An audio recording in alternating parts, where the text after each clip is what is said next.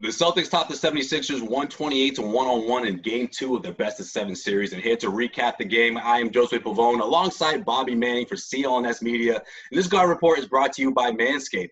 Bobby, is this a 2-0 series or is the process over? Because that's what I'm seeing all over Twitter right now. People are saying that this series is done. Where do you fall in the conversation, Bobby? It's done. This team. Wow, it's done, huh? This team stinks. They do. What else can you say? And I have so many thoughts about this. We'll get into all of them.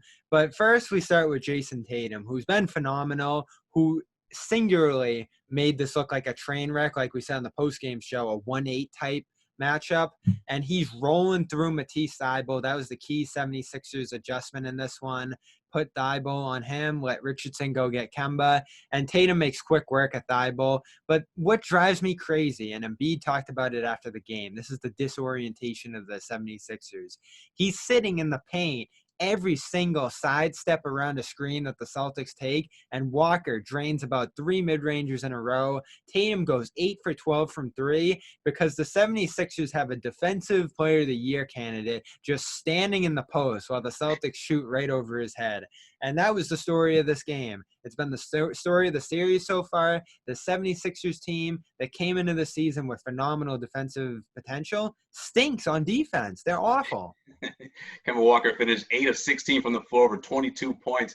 But how much is it Philly just not putting forth the type of effort that we've seen from them throughout that, especially throughout that second half? And how much is it the Celtics dominating on both ends? Because we clearly saw that throughout the course of at least the first 3 quarters, it seemed like, where Philly just completely couldn't hang around in that second half run, especially in the third quarter. How much does it fall on Philly as opposed to Celtics just flat out dominating?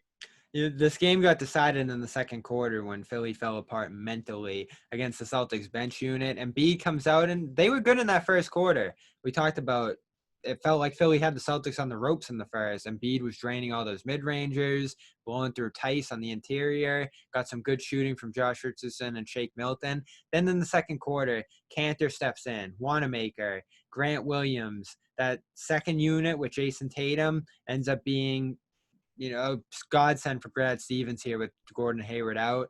They go on a plus 24 run there, rebounding from Kanter, the putbacks, the finishes inside, and great shooting from the guys around them. Grant Williams hits 2 threes in this one, and that's when you saw Embiid's head just start to sink. The doubles get to him. He can't react and just go with the flow. The offense starts being more forceful, and a guy like Tobias Harris takes advantage here or there, but ends 4-15. And everything just capsized from that second quarter when the Celtics bench unit just throttled Phillies. And Philly tries to get Al Horford going with that unit, and he ends with 4 points. It bites a little bit on Romeo Langford. I know Kevin O'Connor talked about on the Twitter line. Horford was trying to go at and take advantage of Langford again and again. And it felt like a trap that Brad Stevens threw out there because that wasn't a mismatch. Langford played good defense in this. Yeah, no question. 41 points from the Celtics bench. And Enes Kanter led things with flirting with a double-double there, your boy. 10 points and 9 rebounds as he had a strong showing against the Philadelphia 76ers in Game 2. Bobby, I guess finally, let's wrap up with this. What can Philly do to salvage this series? What can they do in Game 3 to pull them within a game in this best-of-7 series against the Celtics? Embiid bringing up the drop defense was smart. Going to put some pressure on Brett Brown to change, which should help. If he can get out, put an arm on those shooters, they're going to try to respond and drop passes to Tice, open him up for more looks inside on the rolls. Kanter can do that. But again, if I'm Philly's defense, I'm diving 2 guys on Tatum, on Kemba, on those shots. And, Kanter's like a 54% shooter at the rim. So I'm going to take my chances there. It's unfathomable that that's how they played 2 games. So that alone could put them in a better direction. But mental fortitude, too. They can't check out after a bad run. They didn't have a comeback run in this one, which you don't see in the playoffs. Yeah, it's definitely mental with these guys, right, Bobby? You just see them check out once they see that devastating run by the Celtics where they find themselves behind by 15 or 20, and it's just like they can't mentally grasp what's going on, and you're seeing the Celtics run away with that, taking advantage of that. So I do think the beginning first half of Game 3 is going to be very important for the Philadelphia 76ers. The Celtics, when they get out to that big run, it's just so demoralizing, it seems like, for the Sixers team. And the offensive firepower, to the Celtics' credit, I mean, it's just too much for this Philadelphia team to handle on the defensive end. But I can see Brett Brown doing his best, his absolute best when it comes to trying to shut down Jayson Tatum. I think that's going to be the game plan, at least for the first half. Let's see if the other guys can beat us, and then if we're somewhat throw some doubles, decent standing by halftime, then maybe we have a shot at this thing. Because if I'm Brett Brown, I'm like, my guys are going to check out. If they're facing a double-digit deficit come halftime, they're going to check out. Josue, they forced 2 turnovers through 3 quarters.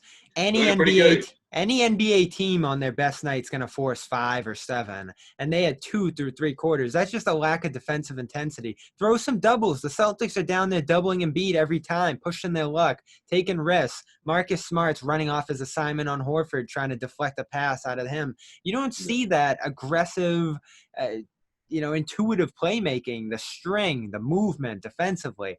This team, they had all the personnel to be great defensively this year, and they don't do the things you need to be a defensive team. It's not like offense where you have the skill and can go out there and just do it naturally. And if you got good skill guys on paper, you can make it happen. It's a team game, especially in today's NBA.